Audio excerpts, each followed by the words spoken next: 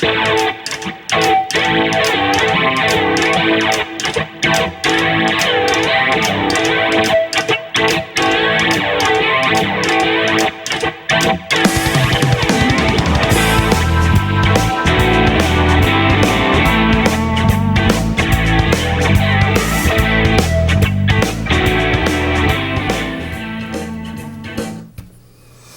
evening, everyone, and welcome to the October 30th episode of Crossing the Divide. The show that dares to ask, is common sense alive and well in Winstead? My name is Glenn Albanesius, and as always, joined by my good friend and fellow malcontent, Mr. Ken Fracasso. It's crunch time, ladies and gentlemen. We're a week away from the upcoming election. We have steadfastly over the past several months came before you each Wednesday night and talked a little bit about the facts and figures as they exist here in Winstead, and we are now headed to the point where the good citizens of Winstead are going to make a decision whether or not they want to carry on with what's been happening up to this point or making some significant changes. So we hope that people make the right decision. We're going to give you as much ammunition tonight as possible, and as always, I'm going to turn it over to Ken to get us started. Thanks, Glenn. I'd like to start off with reminding everyone that the vote is next Tuesday, the 5th of November, and along with voting for a new Board of Selectmen and Board of Education, there's also a charter revision question on there about the Water and Sewer Department. Glenn and I are firm in our commitment to vote no on this charter change. The Water and Sewer Commission has done and continues to do a very good job, outstanding I would say, and whatever the reasons are for this revision to take the control away and basically give it to the Board of Selectmen to set rates for the water and sewer is a huge mistake. There's checks and balances here. If they so wish to have the new Public Works Director have some input, that's always been part of the game. I know for years when Pat Haig was the Director of Public Works, he sat in on many, if not all, the meetings, and he was, right up the front there. He knew everything that was going on, as did Jim Rotunda when he was here. So we hope that everyone will come out and vote no to this charter change. And just a reminder that everyone that votes, if you get a card to vote on the selectmen, that means you're entitled to vote on this charter change. So I know there's been some rumors going around that only the water and sewer users could vote on this, but that is emphatically not true. So we hope that everyone that votes for Board of Selectmen and Board of Education members also votes for the charter change. Against the charter change. Against it. Yeah. Against it. I want to jump in real quick and just remind people that a couple of the things that have gotten lost a little bit in the issue and how it's been laid out and expressed is that the gentlemen that sit on the commission right now, collectively there's a great deal of experience there, and I know with a couple of them, with the exception of one gentleman that just ended up resigning, have spent many years learning and running that Water and Sewer Commission and then doing a good job. And the fault that they were, criticized and blamed with is that the financial, part of the financial mess that we're in as far as the Water and Sewer Commission, was a result of their, not running things the way they should, and we want to make certain that everyone knows that the facts and figures that were presented to them by Henry were the numbers that they worked off of, and through really no fault of them, of theirs. Right, exactly. I mean, they received the same bad information that everybody else did. Right. So, the Board of Selectmen, Board of Education, and any other board or commission that had any finances to do with. Right. So, to say that, that was the reason for it is, totally untrue and unfounded. Right, and that experience that some of the current Board of Selectmen people are running on right now is something that's going to get washed away, unfortunately, if that Water and Sewer Commission is done away with. And to my way of thinking, again, having discussions with a few of the members, that would be a crying shame. It really is unnecessary. and I give Mike Granzullo credit at the debate the other night. He, parted ways with his Democrat friends and took a stand, for the board. And again, I think that was a wise move on his part, because I do think that he understands that the town is better served by that commission staying in position and being a viable entity. So, anyway. So much for the charter change. So much for the charter change. There's a right vote and a wrong vote, and we hope everyone votes no. Yes, thank you. We're going to jump right in here. I believe we have a slide titled "The Headlines Say It All." Now, as Glenn stated in his opening comments, that we've been here steadfastly repeating, what we've said at meetings, and this, what we're going to show you tonight, isn't Ken or Glenn speak. These are actual newspapers or other venues. The very first one, on January 8th of 2013, Winstead is operating in the red. So we knew back then that we were in trouble. And as we moved up 3 months when the budget preparation started, Winstead budget proposal includes $1.8 million shortfall. That was also in the Register Citizen on March 19th. Now, Glenn and I are both quoted in that paper and we've said this time and time again, when we started with the budget preparations, we said that we wanted to see a line item in the budget that addressed this. If we had done that, folks, we would not be in the position that we are in today. But the majority, the Democratic majority, didn't want to listen to us, and they just did what they wanted to do, and they put forth a budget that didn't include this, and it has turned out to be a disaster. It continues to be a disaster. Beyond a disaster. We're sitting here weeks away from a pretty important, referendum as far as the GANs, and we still don't even have a decision from the bank yet. Right. And then it still has to go to the voters after that. Correct. So if they thought the flood of '55 was bad, I think this tops that. This is an absolute disaster. But then as we moved on, the end of June, something else that we had talked about at length, and when I say we, Glenn and I am talking about, our credit rating was downgraded by Moody's. Downgraded. And we said that this would happen. And then we said that we thought that we would actually have the credit rating withdrawn, and lo and behold, on August 1st, that's what happened. Moody's withdrew Winchester's credit rating. An article in the first week of October in the Connecticut Mirror, budget crisis could close Winchester schools. And this is something that's still hanging over our heads. The Hartford Current, a week later, no one is watching the store in Winstead. And no truer words could be spoken.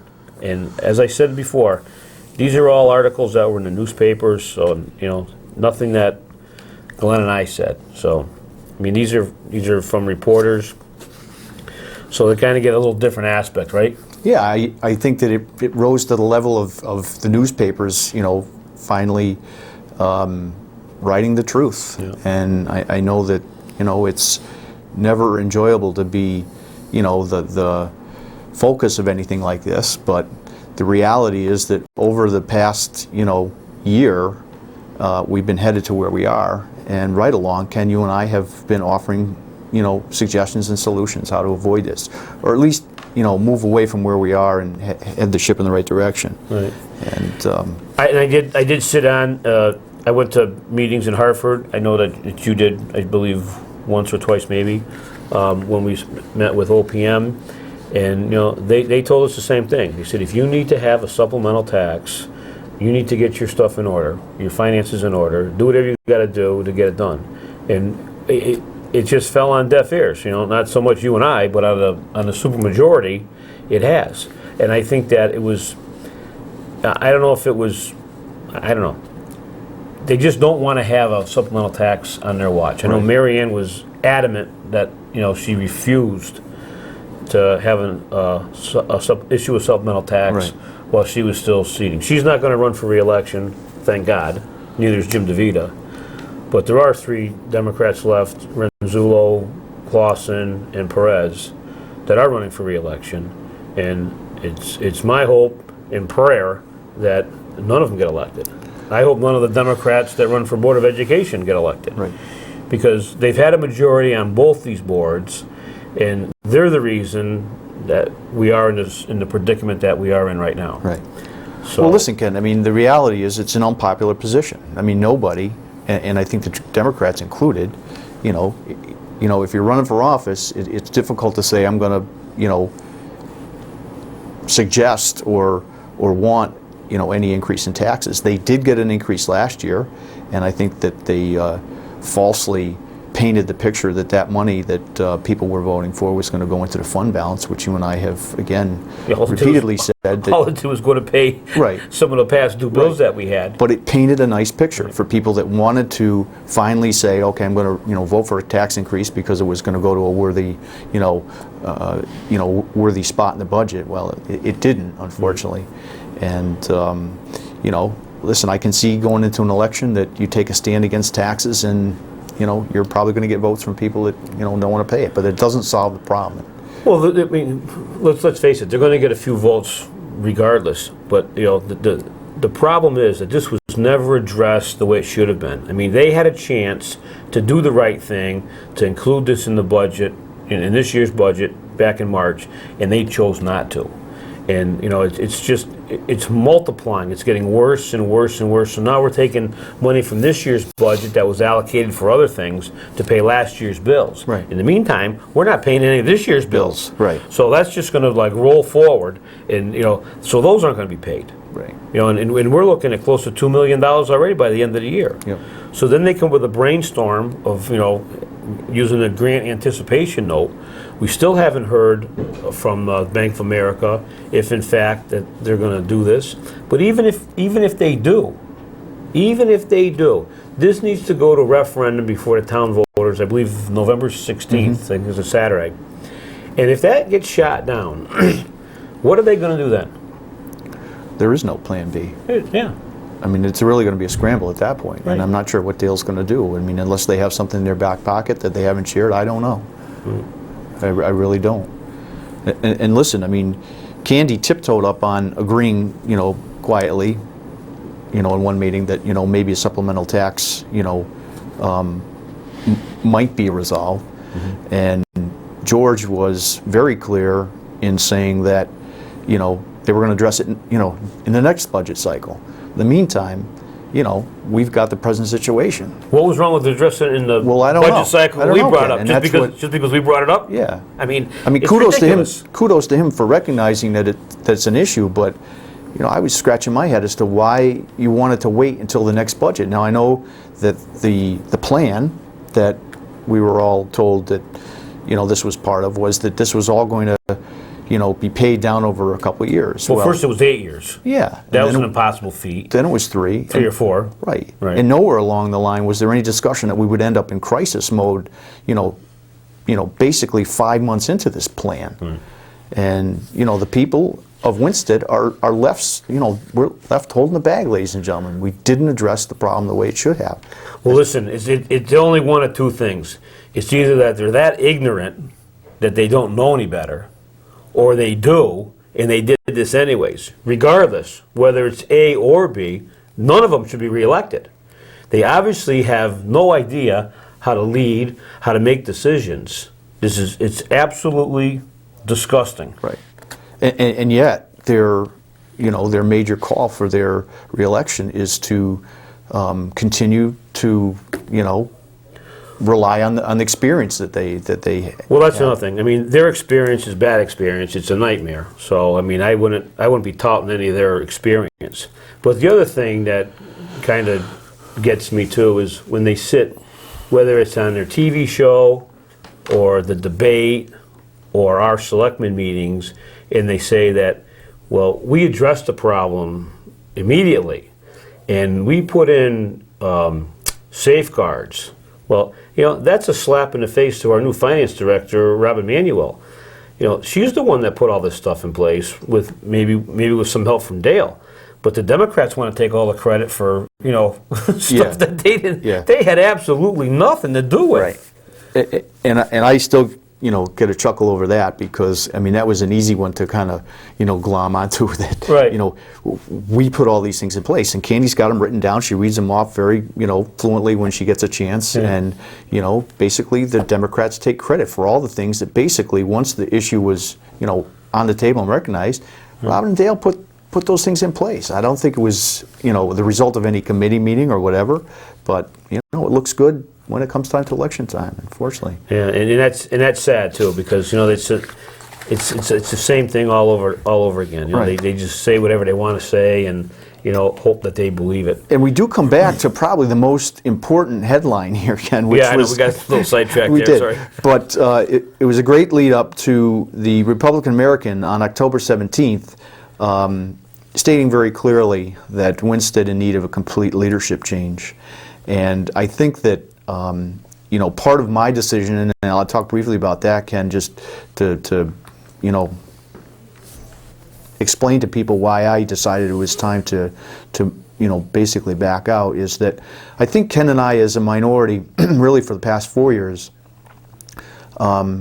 worked hard to, at least for the people that voted for us anyway, take that difficult stance, no matter where it left us politically, but speak the truth and offer solutions. And we've been accused right along of never having any specifics, and nothing could be further from the truth. No. Time and time again, we put things on the table that the majority basically shot down.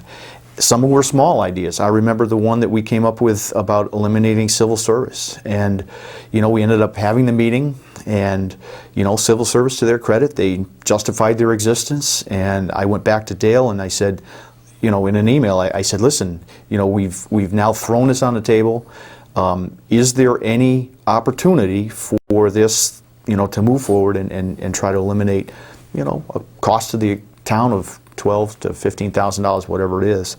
And the email came back and said that no, the majority would not support any kind of change. It was one little, small idea that we threw on the table to try to help save the town some money. Right. And it was, it was basically swept away in a 2-sentence email. And that was one of many. I mean, we kept throwing ideas on the table, and it really wasn't a solution-oriented board for the past 2 years. That's No, not at all. I mean, they had their agenda. I mean, Mike's worried about his building, and George is worrying about his shed and who he can throw off of one board or another. And Mary Ann, I don't know, she just likes to break all the rules. After she got slapped down by the ACLU, she continues to do stuff. I mean, she tried to shut you down, yeah. and well, she did. I mean, the reality is she did shut me down, and didn't even allow you to speak at that meeting. But and then we have the local newspaper that is no help to any of this whatsoever. And I'm speaking of Mike Marciano in particular in the Winston Journal, a paper that I wouldn't wrap dead fish in because it wouldn't do justice to the fish. But every week is just another editorial about the malcontents. I mean, I don't even read the thing. You're the one that tells me about it, or someone tells me. Myopic duo, I think, was the last thing, and the fact of the matter is that I'm glad that we're alive to give him a reason to live. I think that's nothing short of the truth, because if you read his editorials, granted he's a liberal Democrat and supports pretty much anything and everything those guys do, but I remember him saying in one editorial that we keep saying that the sky's falling. Well, ladies and gentlemen, guess what? Is. The ozone layer is a couple feet over our head. So the reality is that what's going on financially in this town needs to be it needs to be corrected and challenged and put in the right direction. And a leadership change and the upcoming election, that's going to be critical to that happening. Because if people go the other way, Ken, I think all bets are off as to where we end up. Well, listen, the onus is on the voters now. I mean, like you said in your opening speech there, it's like it's that time of the year again, voting time. So if they want to continue with the status quo, then they'll stay with the people that are there. Right. If they want to change, which I can't believe anyone that would not want to change. Right. Whether you're a parent of a child in the school system, or just a taxpayer. I mean, this has got to end. You know, we've said over and over again that we're on an unsustainable course. We can't afford, you know, the benefits and the pays for all these things that we have. There needs to be restructuring. And, you know, until that happens, there will be no change. And if the Board of Education members do not change, then we're going to have the same situation there.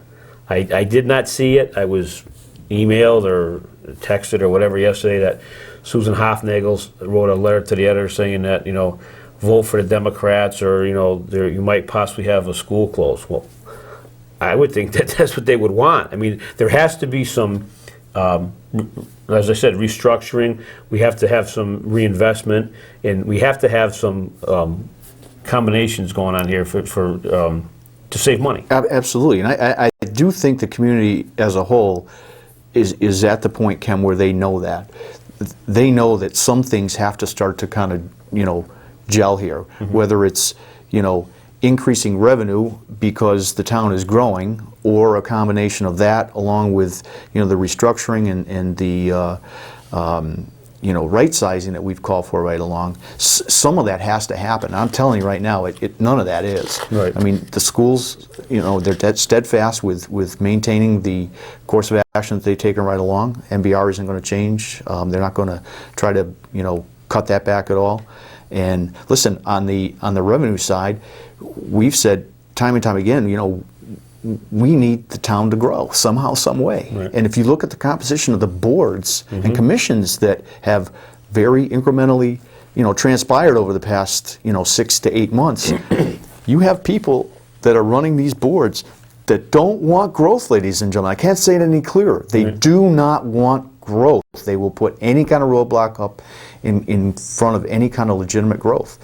And it's all very subtle. It's not, you know, I'm going to raise my hand and you know, have a big headline saying I'm against growth. But you can see by the people that are in place, you know, what they stand for, and, you know, why they're going to try to manipulate any kind of, you know, growth in a positive direction isn't going to happen. Right. And that's a bad sign, ladies and gentlemen. I mean, when things are running the way they are right now, and you don't have the opportunity to, you know, get some new businesses and housing in town, you're on the wrong path. So where does that leave us?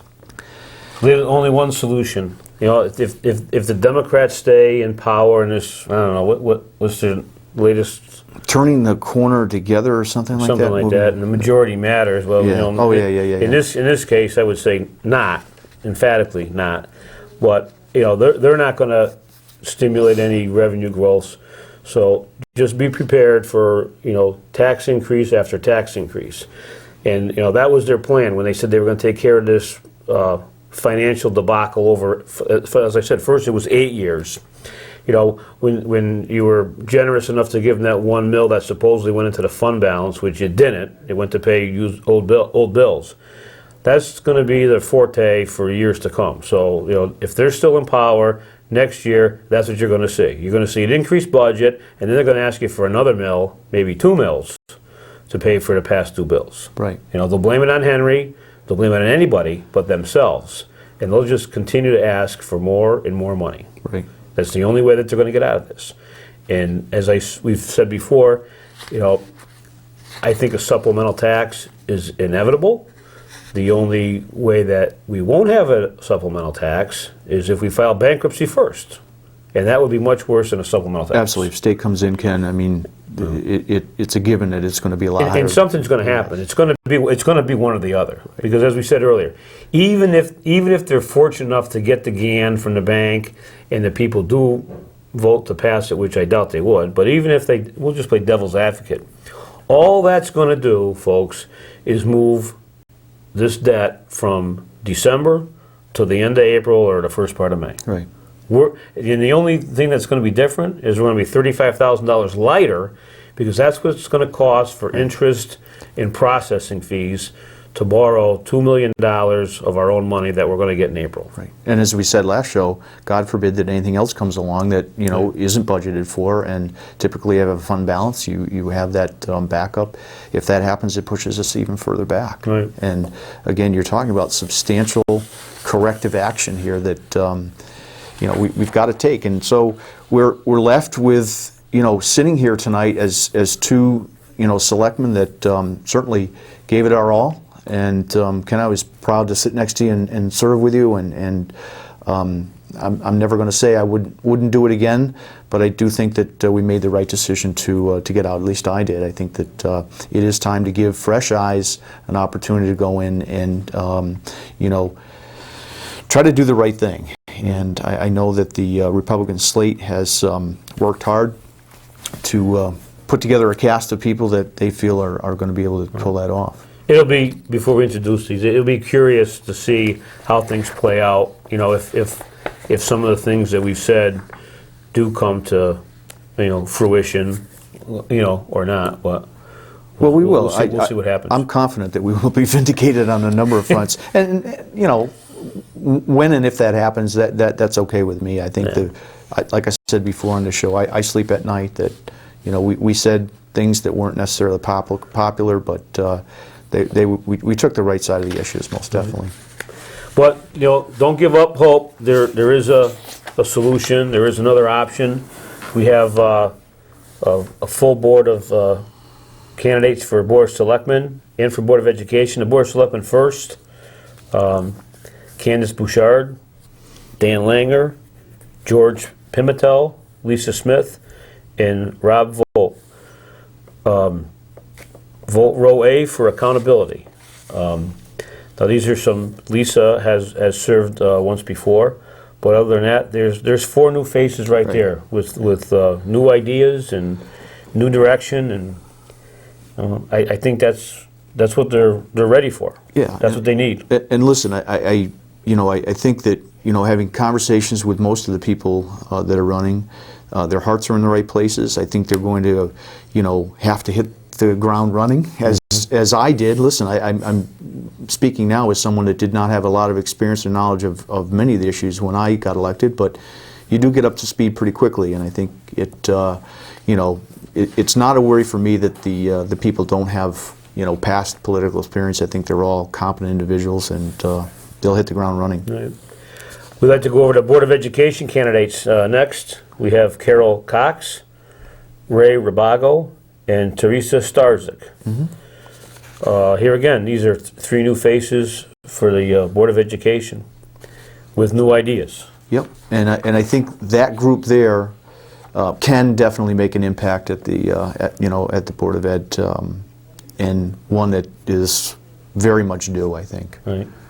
It was very sad that the Democrats decided not to show up for that debate at Gilbert School, and here again, I think it's either arrogance or ignorance, but either take your choice. Either one. It's not good for the town. Right. And we also have a candidate for town clerk, Tara Sunday. Yep. Another new face. Great lady. I know her and Brian pretty well, and I think that this is an exciting opportunity for the town to put someone in place that's young and energetic and ready to do the job as well as it can be done. So, well, we're almost out of time, and this will be our last show. At least for a while. For a while, maybe we'll get called back for a special edition someday. I'm thinking that might happen. Which I'd be very happy to sit in with you or any of our other colleagues. But in the meantime, it's been a pleasure, my friend. Thank you very much, Ken. And make sure you get out there and vote next week, folks. November 5th, next Tuesday. Thank you very much for all those that watched. Thank you.